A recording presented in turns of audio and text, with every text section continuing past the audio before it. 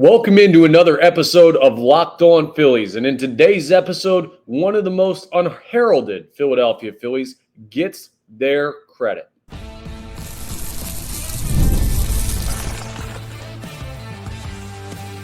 You are Locked On Phillies, your daily Philadelphia Phillies podcast. Part of the Locked On Podcast Network, your team every day. Yes, this is Locked On Phillies. I'm your host, Connor Thomas. Thank you so much for joining us today.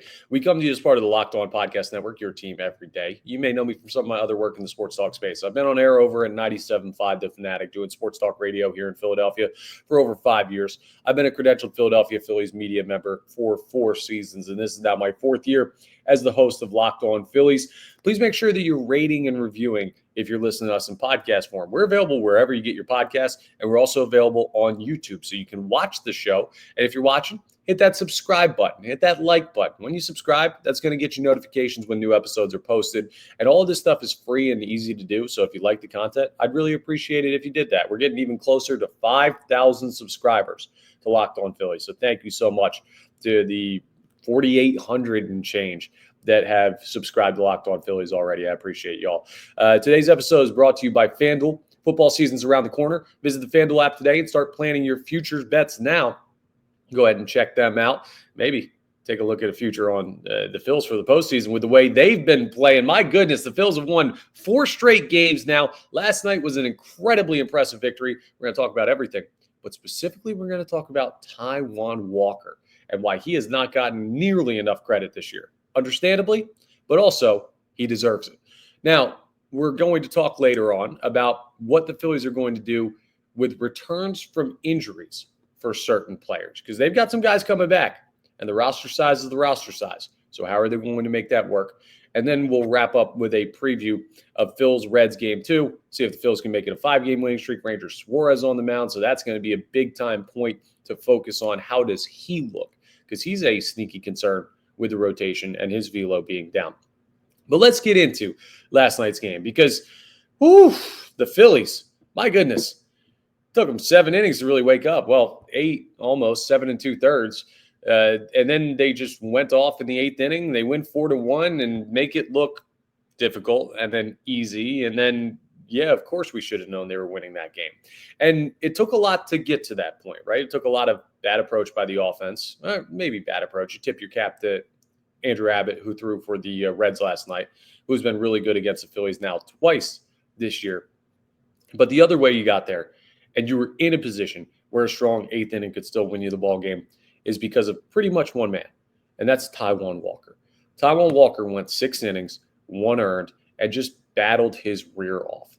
Lesser pitchers, hey, you're not getting the run support. Maybe you cave a little bit there. Maybe you're worried about your team not hitting, and you say, man, I've given up 1. I kind of feel like I'm getting hung out to dry here. You lose your focus, and next thing you know, you go up 2, 3, whatever, and then the team sags in total. But not Taijuan Walker last night. No, he went out there and he battled against that Reds lineup.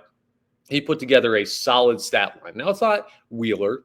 It's not Sanchez. It's not Suarez when he's at his best. It's not Luzardo when he's been at his best. So let's keep a proper level of what Taijuan Walker is to this baseball team. He's not their ace, right? He's probably not even going to be in the rotation for too much longer. But this year, he has pitched to a 3.39 ERA, including a 6 innings worth of work where he allowed 6 hits, 1 walk, only struck out 2, but only allowed 1, right? And he doesn't do it in a flashy way.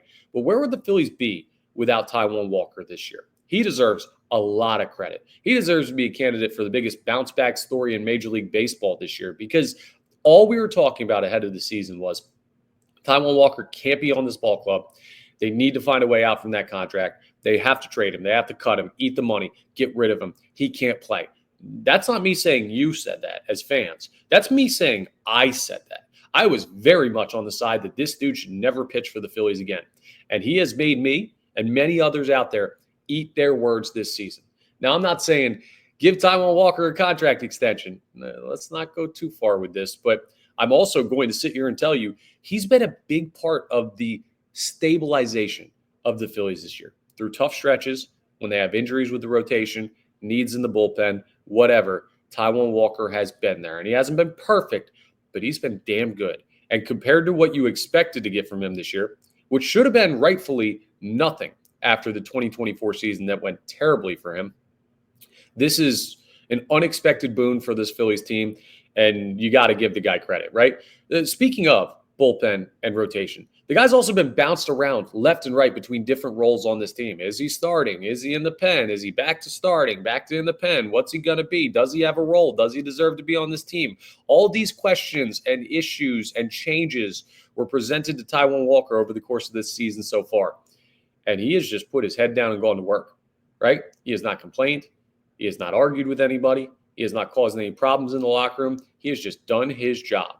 And while it's not flashy, and he's not going to win any Cy Young award for it or anything like that, that's the type of stuff that you need to keep a team afloat in the dog days, and also can help you continue to increase the lead in the division, which is what the Phils did last night. So I needed to talk about Taijuan Walker to start off because he deserves a lot of credit for what he's done this year. And we're going to talk a little bit more about Taijuan Walker in our next segment when we discuss what happens when guys come back from injury and how the Phillies handle that and how the roster reshapes. But if you're looking at last night's game, I think the first place you should look is Taijuan Walker for keeping them in it. He deserves it, and he doesn't get enough credit for what he's done so far this year.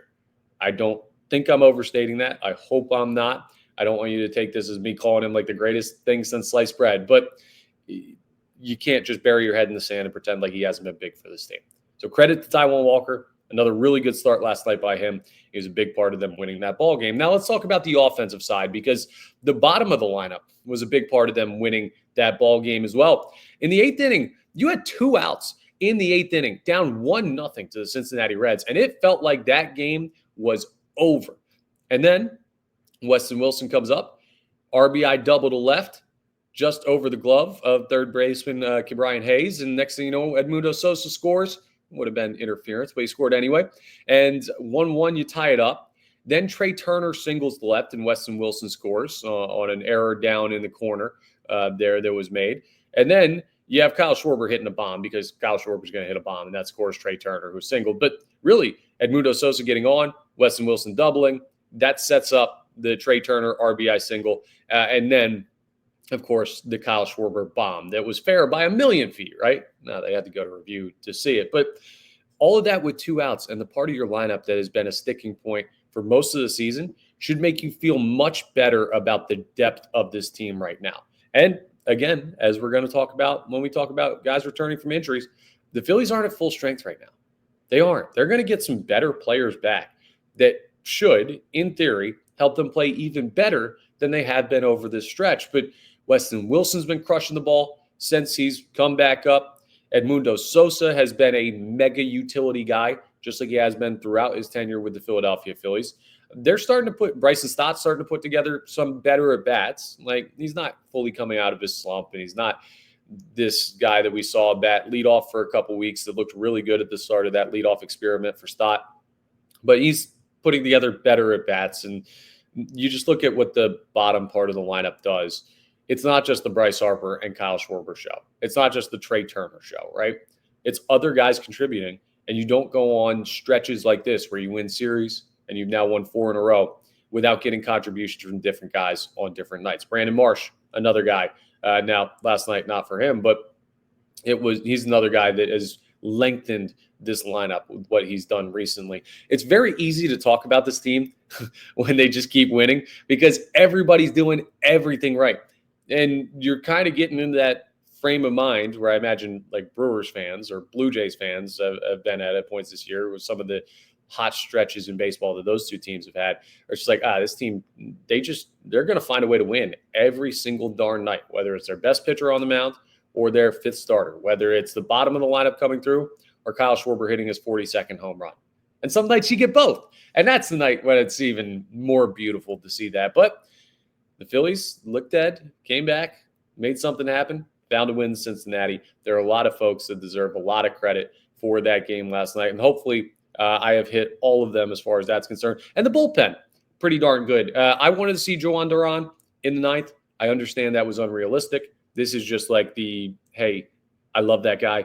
Shiny new toy on the team. I want to see him used every single damn day. And I know that's not realistic, right? That's just the fan in me coming out. McCurkerin gets the ninth inning, and he handles business.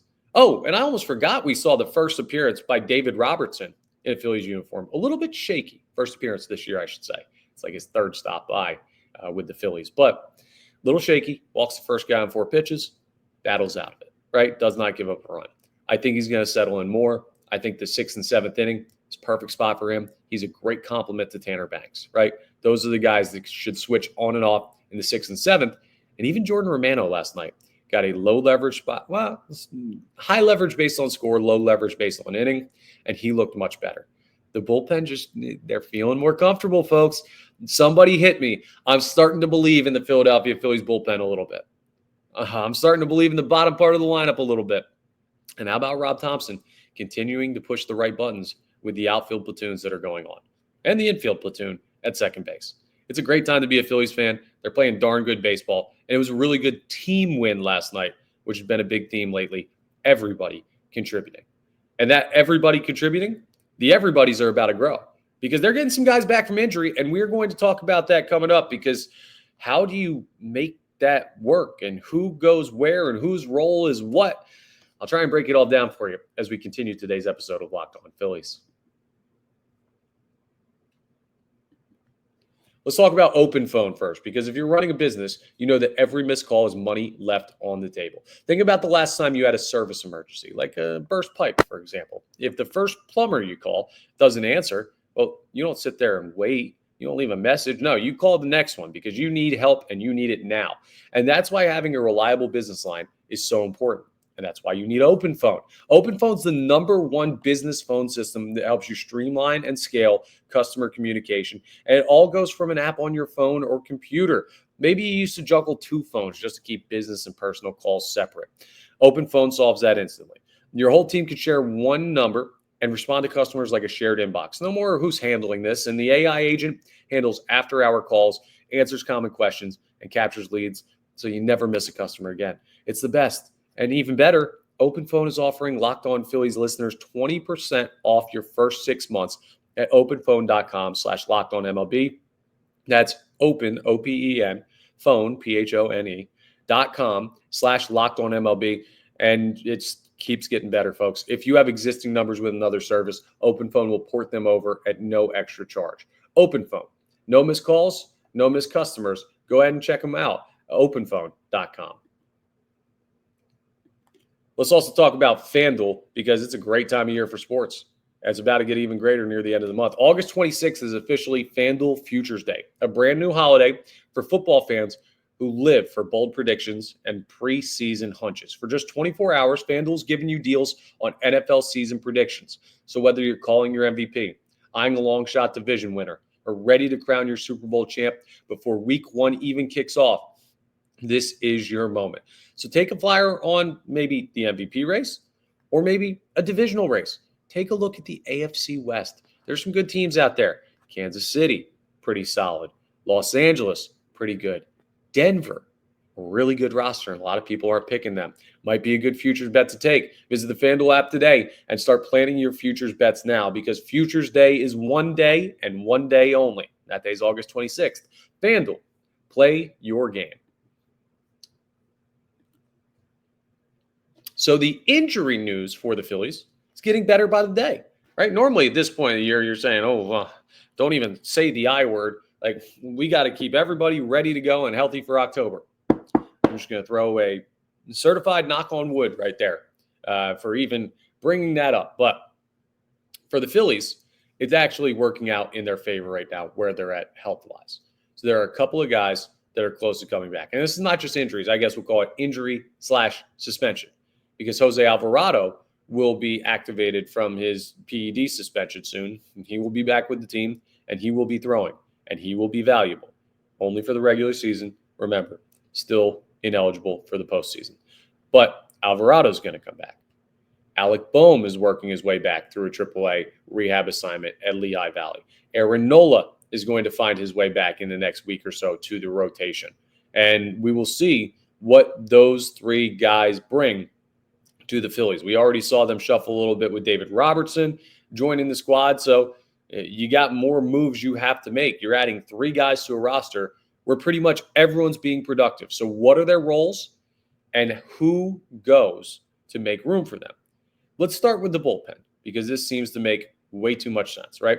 When Jose Alvarado comes back, he's going to move into a 7th or 8th inning slot. The 9th will still be Joan Duran's. You got to imagine Alvarado a little bit rusty. Hasn't pitched in big-time spots in a while. So I'm not expecting him to just hop into like a 1-run 8th inning. I am dreaming of the combination of Alvarado and Duran, even if it's just for the regular season. Could you imagine getting that lefty in the 8th and then that righty in the 9th? Whoo, boy, good luck, hitters. It's going to be tough to beat the Phils. So Alvarado's move makes sense. That's his role. And Joe Ross will probably be the casualty. He hasn't thrown much out of the Phillies bullpen.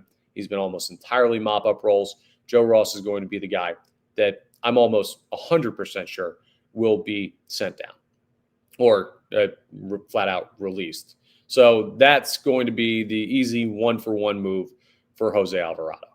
Now here's where it gets tricky. Let's do Alec Bohm next, because when Bohm comes back, you know what he's going to be.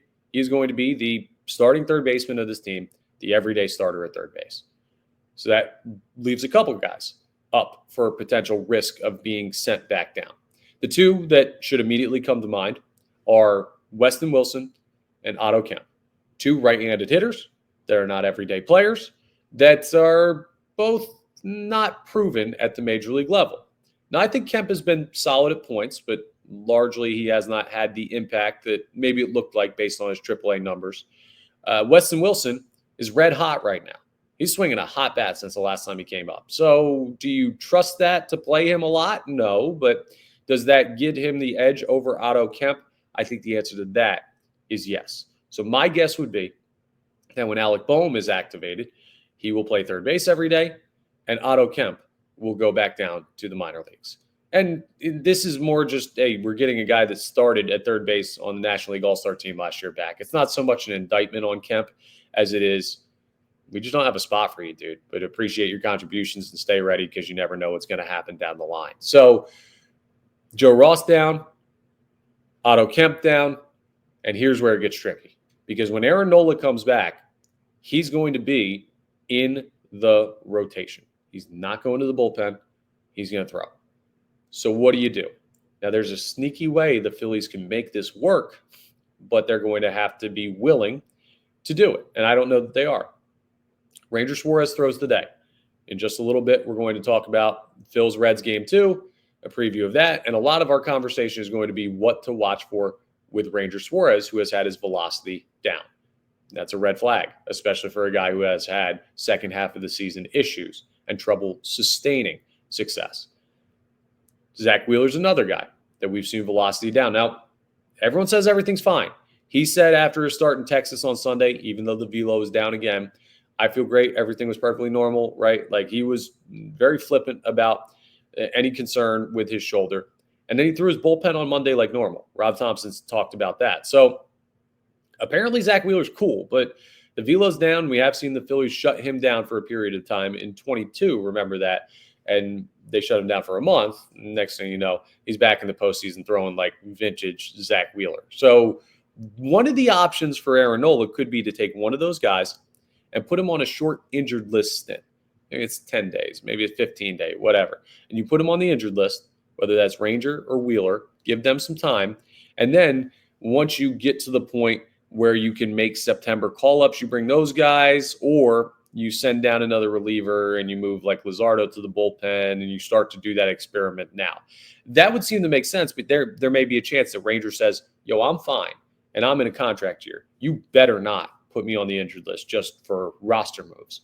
And Zach Wheeler may go, I'm your guy. I'm your ace. I'm telling you I'm fine. I'll figure it out. You better not put me on the injured list, right? So they do have some clout there to say we don't want to do that.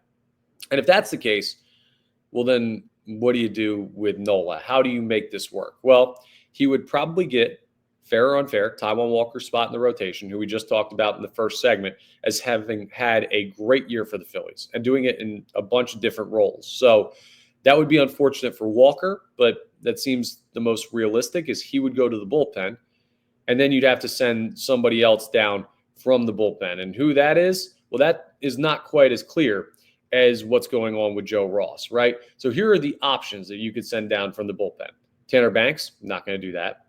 Orion Kirkering, not going to do that. Joan Duran, not going to do that. Max Lazar, we'll come back to that. David Robertson, not going to do that. Jordan Romano, maybe he's in the Max Lazar camp.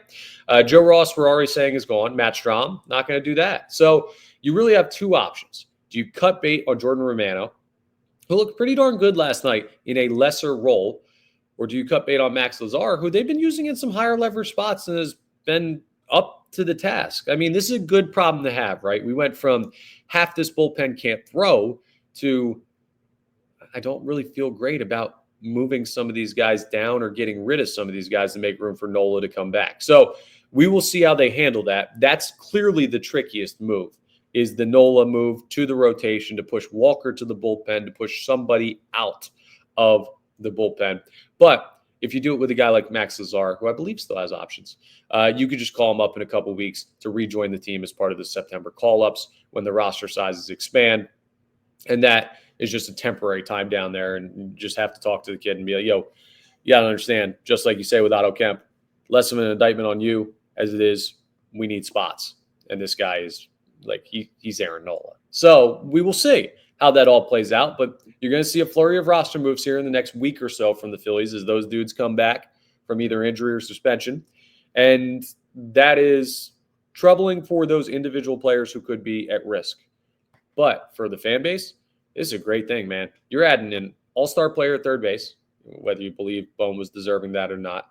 You're adding an all-star caliber reliever, even though he's not going to be eligible for the postseason. And you're adding a potential all-star caliber starting pitcher if Aaron Nola's figured anything out. I don't know what Nola's going to be, but I'm excited to see it. And it's a good time for the Phillies to get even more to use for their postseason push. Coming up next, the postseason push continues tonight at 6:10 p.m. as the Phillies, 6:40 p.m.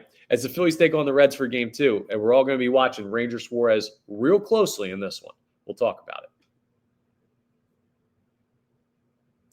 Let's talk about our friends over at Game Day Hue first, though, because Game Day Hue makes clean, no logo gear with team-inspired colorways for every pro and college fan base. What does that mean? So they make these great hats, right? That they don't have big gaudy logos on it. It doesn't say like Game Day Hue across the top, or on the brim or anything like that. No, it's just understated, matches your team's colors perfectly. It goes great with everything. It's about letting your colors speak for you. No giant logos, like I said, just smart, versatile style that works on game day, on the golf course, or anywhere in between. Yeah, I love rocking it on the course, and not just the hats, right? Because they're great fit, they're great material. They match my Philly stuff. I got the maroon color, so it matches the throwbacks. So I love the stuff from Game Day Hue, but I also got a Phillies colored golf glove from them that they sent over, and it's a great glove. Honestly, the quality of the glove is nice, and it's cool to have one with a little color that pops, especially if you have like a team colored golf polo or something like that. It's great what they have. They're called the split shade gloves, and it's made for the golf course, or the perfect gift for the fan who has everything. Of course, they have the hats as well. Right now, you can get 15% off with the code MLB15 at GameDayHue.com. That's GameDayHue, HUE.com. The code even stacks on bundle deals, so now's the time to load up. Let your colors talk, because colors speak louder than words. That's GameDayHue.com, code MLB15. So the Phils are looking to make it 5 straight tonight up in Cincinnati, and Ranger Suarez is on the bump for the Fightins. So we're going to be eyeing him like a hawk.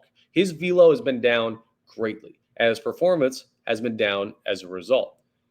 Zach Wheeler sitting 95 is a lot different than Ranger Suarez sitting 89. That's tough to get away with at the major league level. So does he have velocity back? Does he have better command than he had the last time we saw him out? Like, does he look like he's getting away with it more? Because that's how 89 works at the major league level in this day and age. In order to be good with it, you are getting away with something. You are committing highway robbery to get 89 by major league hitters in the year 2025. And that's why the best case situation is somehow Ranger goes out there and he's sitting 91, 92 again, and you feel much better about that. But I don't know if that's realistic.